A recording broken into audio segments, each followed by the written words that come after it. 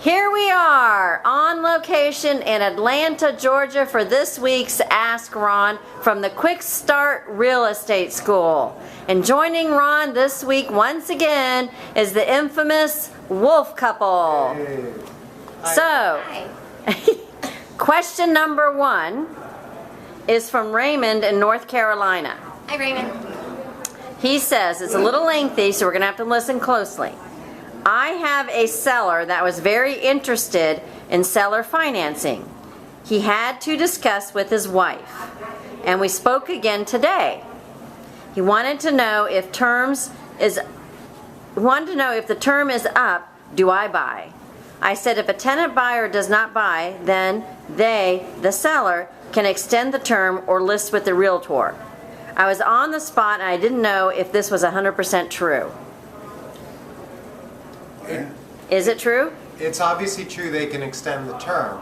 You know what we tell our students, when you deal with the seller and you get a certain length of time, whether it's 3 years, 5 years, 10 years, and obviously the more time the better, set a reminder in your dream system or wherever your schedule is, 18 months before these things expire.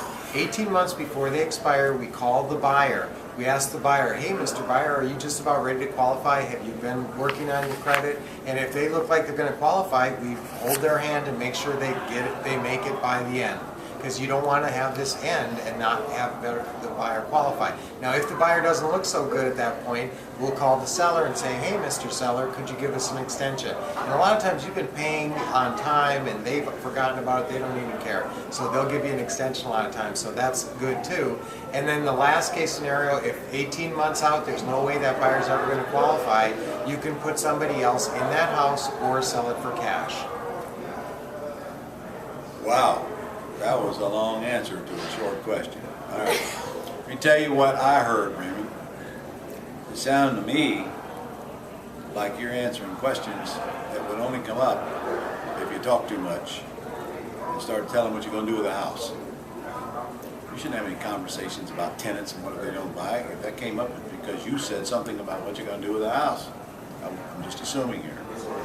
So, you talk too much. It's really that simple. So really what they're asking you is, will you buy? If the tenant buyer don't, your answer should simply be yes. That's all you needed to say. Yes. That's interesting, Ron, because people talk too much. I was doing a seller call in the hallway today at the Quick Start, and the student was talking so much to the seller. When I got on the phone with the seller, he started talking about this exit strategy, on and on and on. And I said, I have to apologize.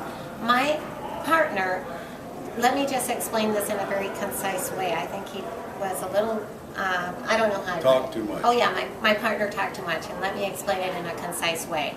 I said, we're going to buy the home and then sell the home. And I moved on. Every time somebody has a trouble on the phone with those calls, it's usually traced back to talk too much. Talking too much. And the biggest one is beg.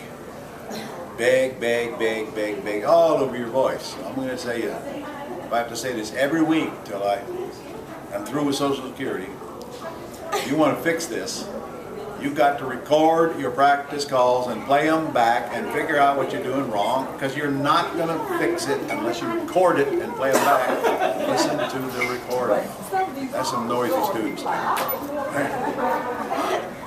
I'll bet you beg. Why don't you record some practice calls and play it back, see if you agree with me.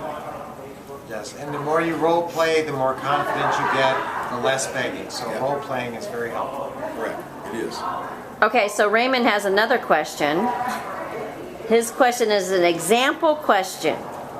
If seller has $200,000 loan and the home is worth $250,000, would you settle on $220,000 sales price if buying with owner finance? Why would I do that? It's worth $250. Why would I sell it for $220? I think he's asking, would you buy it for $220? That's not what I said. That's not what I heard. Yeah. She said, would I settle for $220? Means I had to be selling it. Yeah.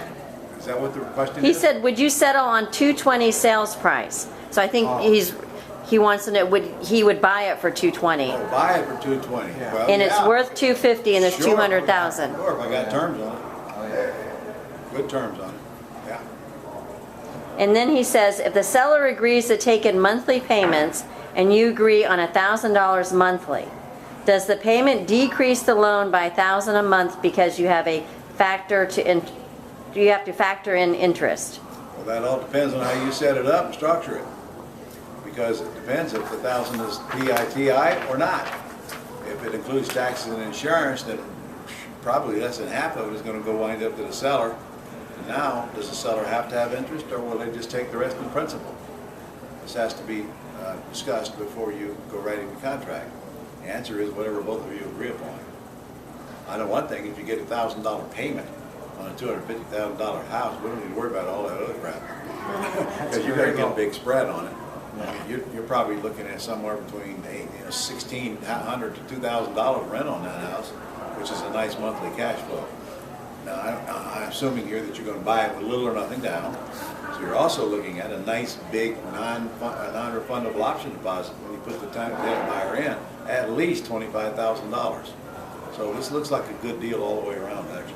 Yeah, it does. I'll tell you, when you negotiate for principal-only payments, the only thing on that is if there's an underlying mortgage, that can work with free and clear houses. There wouldn't be a $1,000 payment. Yeah, but if there's an underlying mortgage, you won't be able to get a principal-only payment. Okay. The next question is from Joel in Florida. Hey, Joel. What are the big 3 questions you keep referring to on your scripts to buy terms deals? Now, Joel, you are a Gold Club member. My scripts are on the Gold Club site. I'm not going to answer that. I want you to go do some research and look them up for yourself. It's called the $1 Million Script. I bet you won't have trouble finding it. Can I tell him the answer? Okay. The next question is from William in Delaware. Okay, this is about transfer taxes. I live in Middleton, Delaware. Yep. They're high there. The transfer taxes are ranked 48 to 50 being the highest. 50 what? They're the 48th worst transfer taxes. Out of 50. Well, okay, I'd like to know what they are. I'm going to tell you in a minute. Would it make more sense to just do sandwich lease options, or is it still better to take title via subject to owner financing? I'm trying to figure out the best method to go about doing it. The transfer tax alone is 4 to 6% of purchase price, not including everything else. Ouch. Wow. Is there a way to do owner financing and just pass the closing on to the buyer? Well, yes, but they can't put it on tape. Some students. Okay, so we're going on to the next We're not putting question. it on tape. Not answering. This is one of the main reasons why folks choose to do sandwich lease purchases instead of owner financing. But you are not in a position of power like you are when you own the house. So it's a sacrifice. It's going to need a lot of equity to pay those costs. But if it's got a lot of equity, I'd pay them, because I'd rather own the house. Remember now, you don't get to depreciate it if you don't own it. And you're not in total control if you don't own it. You're going to need to sell or sign a deed sooner or later. But I will say, most of the deals you do, you're probably going to lease purchase and do a sandwich lease on. Just because of those transfer taxes. That's the highest I've heard of. Yeah, are you sure it's that high? 4 to 4 to 6% of 6? the purchase price. That is high. Wow. So which 2 states are higher? I don't know. Don't know if it's How higher. we got to do? Yeah, we got to do some Now I research. Yeah. find out. Yeah, call in if you know. Yeah, do. Okay, so the next question is from Andre in Florida again. Andre, Can you use a land trust to do a lease purchase deal? Land trust has nothing to do with a lease purchase. That's, I'm putting positive and a negative pole, because you don't have a land trust until a property is deeded into it. When you're doing a lease purchase, there is no deed transferring. The title does not transfer in a lease purchase. And that's Okay. why also you don't have transfer taxes, just like the last question. Yeah. Okay, so the final question for this week's Ask Ron is from Adam in Nebraska. Adam. Okay, this might be something that maybe Miss Lynette might answer. Oh, I get to answer. Yes, I assigned it to you. And I'm going to let you answer. Okay. I assigned it to her. Nikki gave it to me. When calling no leads, Frankie. could you give an example of how to approach this call and transition into the no script after the initial introduction? What is the main goal here, and how much time should be spent on these suspects? Good one. Yes, that is right up my alley. First off, so you're reading the no script, and the no script, so you have a no lead, and Ron has the no script on the Gold Club. And it's actually exactly as it says right on the no script. You just read it word for word. But here's the deal. I love my 3-minute sound timer. You flip it over, you're on and off the phone in 3 minutes, because most sellers are suspects. Okay, now, with that being said, the reason a no can turn to a yes is because once we explain the benefits, that's the big part of the no script, pushing the benefits, okay? That's where a seller can either turn around into a yes, or maybe they didn't understand the first place what the deal was. But when you're pushing those benefits in the no script, it's amazing how many times we just had a no script on live seller call night where we turned a no to a yes because of that. Yep, Great answer. true. Great assignment. Yeah, but remember, A happy face. At the top of the no script, there's wording that says something like, if you have to have cash and you can't sell any other way, then I can't help you, because I would give you a delayed cash sale. That'll tell you whether you should read any further or not. And then after that, like Lynette said, you're presenting the benefits. And Pushing maybe the benefits. they didn't understand all of them clearly, and this will make it clear. Yeah. Sometimes I say, here's what I can do for you, and here's what I can't do for you. I can get you cashed out, but I can't do it right away. But I can do all of those benefits on there. Close when you're ready. Pay all your closing costs. Nobody come out and inspect your house, and no commission.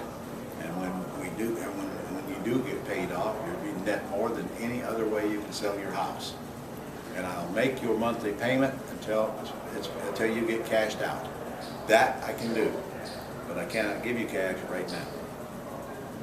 All right. Well, that was the final I question. just read the no script without reading the no script. Yeah. You did Well, it. you wrote the no script. Yeah, that You helps. wrote it. Yeah, that does help. But you just got to memorize the benefits and do it in your own way. That's right. Yeah, in your own voice. Are we going to see you at the summit? You guys coming to the summit? Yes. Don't look at me like that if you're not coming. If you're coming to the summit, great. Make sure you tune in and bring a pile of leads, and I mean a pile of leads. Yeah. Got a whole bunch of people there calling them. And if you're not coming to the summit, oh my gosh, what is wrong with you? Huh? What are you doing more important in your life than coming helping us letting us help you make a lot of money? Man. Besides, it's Las Vegas. Holy moly. Might even get my wife to give you some video poker lessons. That's a great idea. I said, And "Might." right now, the price of the summit It's is, $497 and it's about to go up. yeah, it's about to go up. So, you know what? While you're watching this, I'm going to give you an option right now. And Nikki, you better pass this on. Okay. If you call my office at 800-567-6128, I'm going to catch you up for this one. 800-567-6128. And you call my office and you tell whoever answers that you just watched the video of the week and Ron said to give you $200 off for the summit, and this better happen by Friday at 5 o'clock or no deal. Friday, January 24th, By 5 o'clock p.m. Or no deal. And I'll give you another $100 off for all the guests you bring. So it's $100 per guest, $297 for you, only because you're watching this today. It pays to watch your Friday video. That's right. Oh my goodness. All right. That's incredible. See you all at the summit. Bye-bye.